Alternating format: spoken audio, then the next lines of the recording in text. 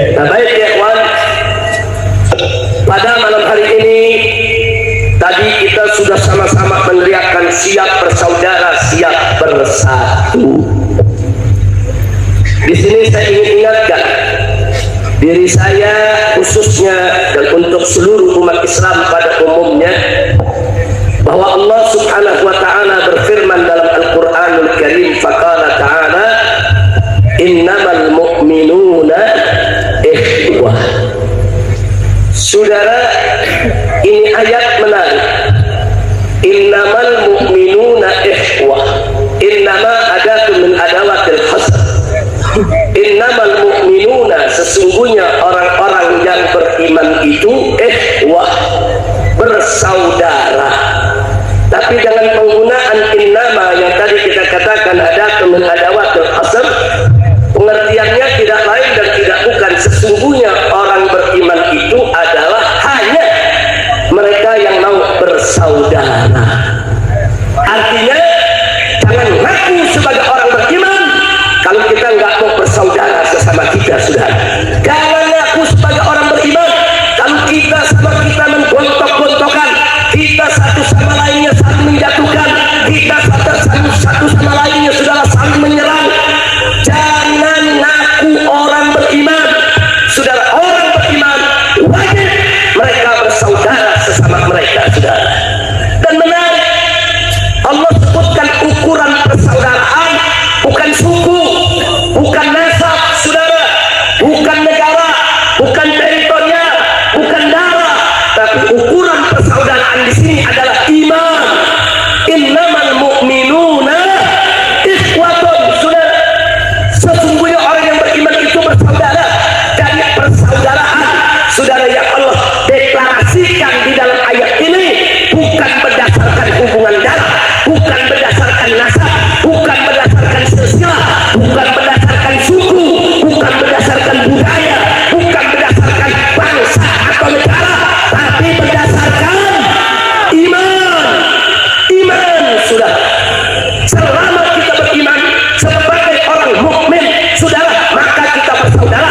Apapun nasab kita, apapun silsilah kita, apapun suku bangsa kita, apapun negeri kita, karena persaudaraan Islam lintas teritorial, saudara, lintas suku, lintas budaya. Itulah persaudaraan Islam yang ditetapkan oleh Allah Subhanahu wa ta'ala. Alhamdulillah. Kira-kira jelas tidak? Terang ke terang. Sadayana parantos ngantos. Alhamdulillah. Abdi mah ngantos bahasa Sunda. Ngantosnya sedih, usaha belum ngajarin sih. Masya Allah. Padahal bahasa Sunda kalau kita ceramah bahasa Sunda enak banget ya. Betul? Betul? Baik, sekarang saya tanya sekali lagi, siap bersatu? Siap bersaudara? Jadi standar ukuran persaudaraan saya tanya, suku atau bukan? Budaya bukan? Nasab bukan? Silsilah bukan? Negara bukan? Bangsa bukan? Jadi standar ukurannya apa? Standar ukurannya apa? Sekali lagi, apa standar ukurannya? Iman.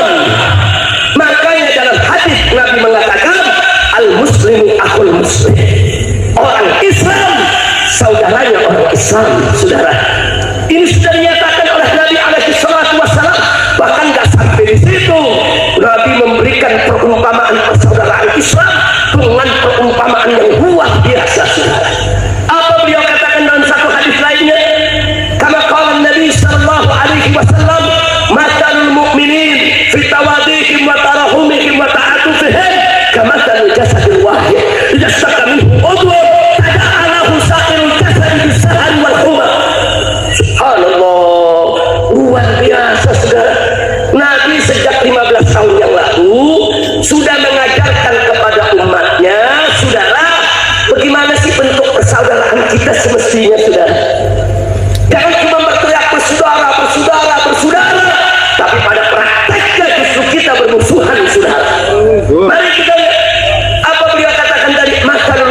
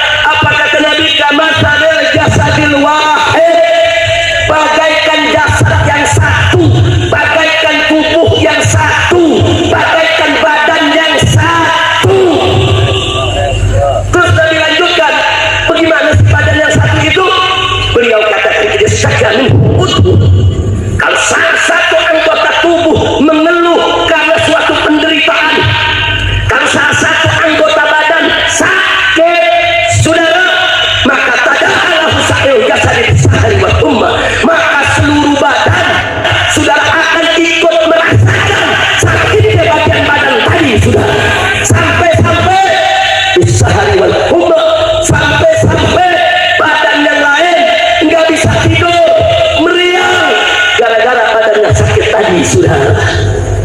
Saya tanya, Pak, Bu, saya tanya, kalau ada bisul di tangan, udah gede itu bisul, sekut luar biasa. Biasanya badan meriang nggak? Pala pusing nggak? Badan meriang, pala pusing, bisa tidur nyenyak? Padahal yang sakit apa? Sakit tangan sudah. Yang sakit tangan pala peduli, yang sakit tangan semua badan peduli. Saudara, yang sakit tangan bahkan akal pikiran kita saudara itu peduli. Bagaimana cara mengobati tangan ini? Bawa ke dokter, cari obat, sembuhkan segera. Subhanallah, betapa bersatunya kita punya tubuh. Betul? Betul? Saya mau tanya, badan kita bersatu tidak? Tubuh kita bersatu tidak? Nah, Nabi memberi perumpamaan, mestinya persaudaraan orang beriman begitu, saudara. Kalau ada sebagian umat Islam menderita, yang lain mesti ikut merasakan penderitaannya, saudara. Itu yang namanya persaudaraan Islam. Oh, ada umat Islam yang miskin, yang melarat, saudara, maka orang Islam yang kaya, yang berkemampuan, turun, bantu, selamatkan saudaranya dari jurang kemiskinan. Itu persaudaraan Islam, saudara. Betul. Betul? Betul. Betul? Betul. Tapi kalau ada orang Islam miskin melarat, yang kaya nggak mau tahu, yang punya duit nggak mau tahu, tapi teriaknya, mari bersaudara, pala lu gomian. Kira-kira jelas gak? Jelas gak? Teriak mari bersaudara, buktikan dengan amal nyata, sudah. Kira-kira jelas ya? Paham semua? Jadi persaudaraan Islam itu, saudara, kalau ada saudara kita yang miskin, yang melarat, bantu dong, selamatin dong, saudara. Jangan orang kaya diam, jangan orang kaya pelit, jangan yang punya kemampuan saudara nggak peduli. Persaudaraan Islam wajib satu muslim peduli dengan muslim lainnya, saudara. Nggak sampai di situ, saudara. Kalau ada saudara muslim kita, maaf, bodoh, nggak ngerti agama, nggak punya ilmu, nggak bisa baca Quran, saudara, itu saudara kita, itu bagian tubuh kita, saudara. Sehingga yang punya ilmu, saudara, wajib turun ajarkan mereka, selamatkan mereka dari kebodohannya. Itu persaudaraan Islam, saudara. Kira-kira jelas tidak persaudaraan Islam? Indah tidak persaudaraan Islam? Peduli dong, saudara. Jangan saudara usulnya bodoh dibiarkan dalam kebodohan. Jangan kalau sudah punya ilmu, saudara, tidak mau dekat lagi dengan umat yang butuh ilmunya. Jangan. Para kiai, para ulama yang punya ilmu wajib turun ajarkan umat. Ayo ajarkan mereka bagaimana mereka mengenal Allah, mengenal Rasul, mengenal syariat, saudara. Itulah kewajiban orang yang berilmu sebagai bukti persaudaraan Islam. Betul? Baik, saudara. Bahkan waktu ya, kalau ada orang Islam yang maksiat, dia maksiat, saudara. Saudara, kalau ada muslim yang maksiat, yang judi, yang nenggak minuman keras, saudara, yang melakukan berbagai macam kemungkaran, itu saudara kita, itu bagian tubuh kita. Jangan kita biarkan, saudara. Tolong cegah dia dari kemungkarannya, saudara.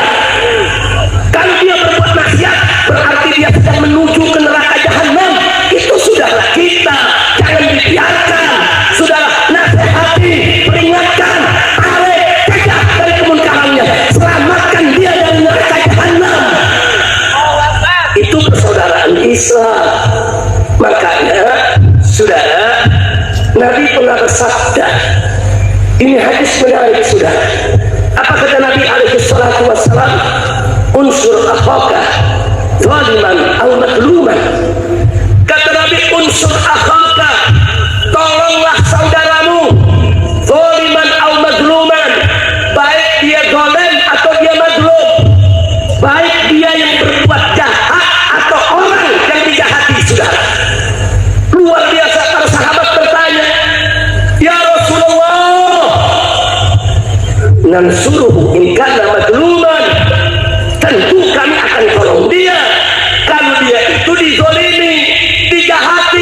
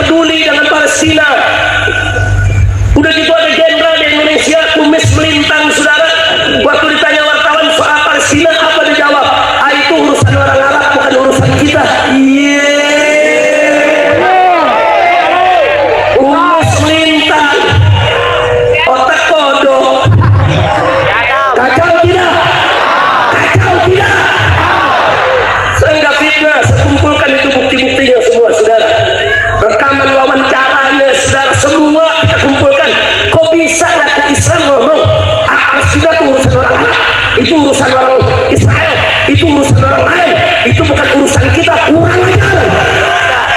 Urusan Palestina adalah urusan umat Islam, urusan Palestina adalah urusan kita semua. Betul? Takbir. Siap bela Palestina, siap dukung Palestina. Takbir. Sallu ala Nabi. Nggak boleh begitu, saudara. Kita lagi sedih, ratusan ribu orang dibantai, saudara. Banyak anak kecil jadi korban, perempuan jadi korban. Ini genosida, genosid. Ini pembantaian, saudara, pembersihan etnis. Ini nggak boleh kita biarkan, saudara. Kita lagi sedih, kita lagi duka. Saudara, ada 5 ekor makhluk dari Indonesia ke Israel. Kacau tidak? Kacau tidak? Saya sengaja sebut 5 ekor, nggak pantas disebut 5 orang, saudara. Otaknya di mana? Betul? Betul? Kita lagi prihatin, kita lagi sedih, kita lagi kecewa, kita lagi marah, kita lagi berpikir bagaimana cara membantu Palestina, bagaimana Palestina merdeka, bagaimana cara menghancurkan Israel.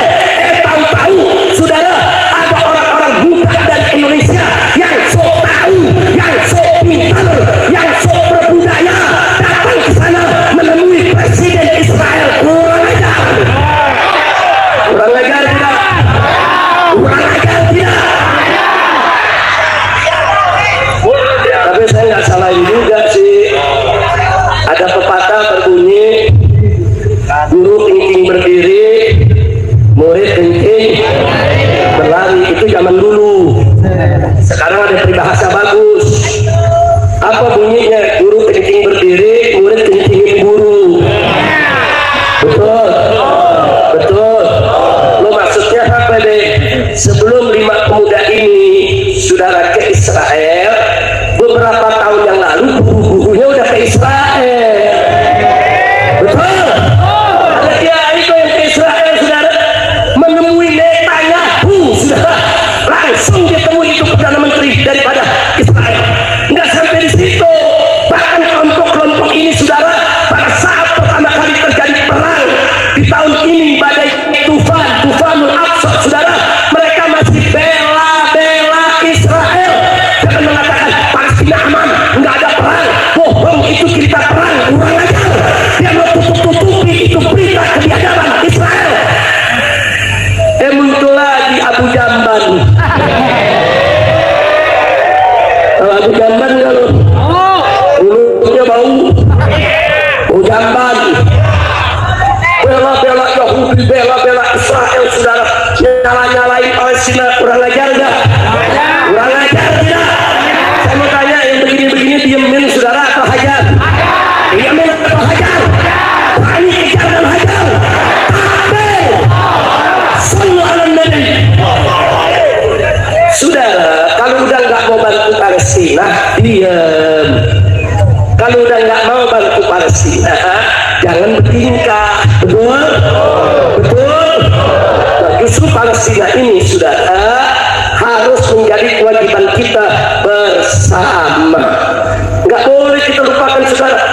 Dan tahu, saudara, Tufanul Aqsa, operasi badai Al-Aqsa, saudara, yang dilancarkan pada tanggal 7 Oktober, saudara, tahun lalu oleh Hamas dan kawan-kawan, saudara, itu luar biasa hikmahnya. Apa saja hikmahnya? Satu, saudara, umat Islam Palestina berhasil membuka kedok Israel.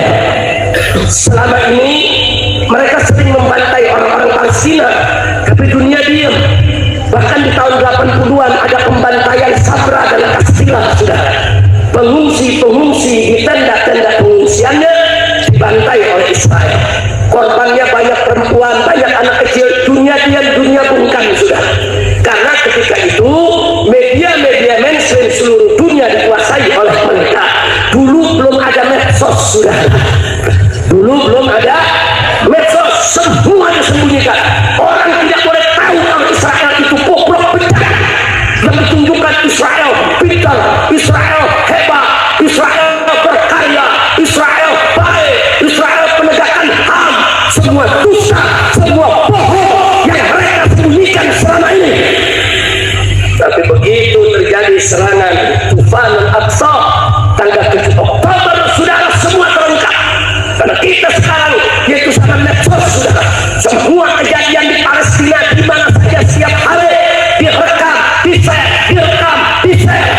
hingga sekarang seluruh dunia tahu betapa jahatnya Israel, zolimnya Israel, bobroknya Israel. Bahkan saat ini bukan umat Islam saja, umat-umat non-Islam pun di seluruh dunia hampir tiap hari turun demo aksi bela Palestina. Sudah bagus tidak? Bagus tidak? Berarti saudara, serangan Hamas berhasil membuka mata dunia, saudara. Sekarang di mana-mana saudara teriak peduli kepada Palestina. Yang kedua, saudara, apa hikmahnya? Hikmahnya terbuka depan mata kita sekarang. Mana umat Islam yang berjuang, mana yang pecundang, saudara. Kelihatan sekarang semua, saudara. Para pejuang tentu dengan cara apapun mereka bela Palestina, mereka berusaha untuk membebaskan Al-Aqsa, saudara. Tapi para pecundang sekarang keluar dari sarangnya, yang bela-bela Israel, yang puji-puji Yahudi, banyak tidak, semua keluar, saudara. Inilah salah satu hikmah dengan adanya operasi badai Al-Aqsa, saudara. Munafikin semua keluar dari sarangnya, kelihatan siapa yang bela Islam dan siapa yang tidak bela Islam. Betul? Takbir. Yang ketiga, termasuk negara-negara Arab, saudara, yang berbatasan dengan Palestina, kelihatan dengan mata kita siapa yang bantu Israel, siapa yang bantu Palestina, siapa itu raja-raja pengkhianat, siapa itu penguasa-penguasa Arab yang membela Israel dalam menindas Palestina. Kurang aja tidak? Insya Allah kelihatan sekarang, saudara. Dan negara-negara yang berbatasan dengan Palestina ada Yordan, ada Arab Saudi, saudara, ada Syria, saudara, ada Mesir, saudara. Kita lihat siapa negara yang peduli dan siapa yang tidak peduli, saudara. Ditutup perbatasan, mujahidin dari seluruh dunia ingin ke Palestina, mujahidin dari Afghanistan, mujahidin dari Afrika, termasuk mujahidin dari Indonesia dan Malaysia, saudara. Rame-rame siap berangkat ke Palestina, saudara. Tapi perbatasan ditutup oleh seluruh negara Arab. Kurang ajar. Ini yang begini nih, Arab-Arab brengsek, betul? Betul? Saya tanya tuh negara-negara Arab, saudara, para pimpinannya yang nutup perbatasan, pejuang nggak boleh masuk, brengsek tidak? Jawab yang keempat, brengsek tidak? Kurang ajar tidak? Nah karena itu, saudara, saya sampaikan sekali lagi, yuk kita bantu Palestina semampu kita. Yang mampu kirim dananya. Ada yang bilang nggak bisa tuh dana dikirim. Siapa bilang, saudara? Seminggu sekali, saudara, kawan-kawan di Dewan Pimpinan Pusat Front Persaudaraan Islam, kita kirim uang, kita kirim makanan, kita bangun tenda di Rafah, saudara, kita bangun tenda di semua wilayah Gaza, dan kita siapkan air minum, kita siapkan air bersih, saudara. Setiap minggu kita kirimkan, karena pejuang Palestina ini punya perwakilan di Kotor maupun di Turki. Mereka buka kantor, dilindungi oleh negara Turki dan dilindungi oleh negara Kotor. Mereka punya jalur khusus. Siapa bilang tidak sampai, saudara? Sudah miliaran, saudara, umat Islam dari Indonesia, dari berbagai macam organisasi, rame-rame kirim bantuan ke sana, saudara. Yang bisa kirim dana, saudara. Yang bisa berjihad dengan fisiknya berangkat jihad, saudara. Lalu kalau berangkat jihad nggak bisa, kirim dana nggak punya duit, doa ya ikhwan. Jangan lupa sabda Nabi, doa silahul mu'min.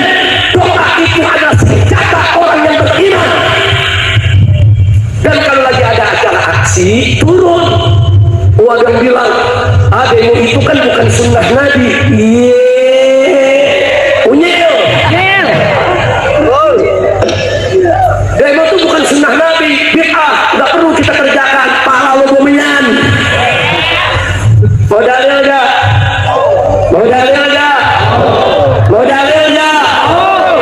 Saudara, suatu ketika para sahabat Nabi rapat sesama mereka.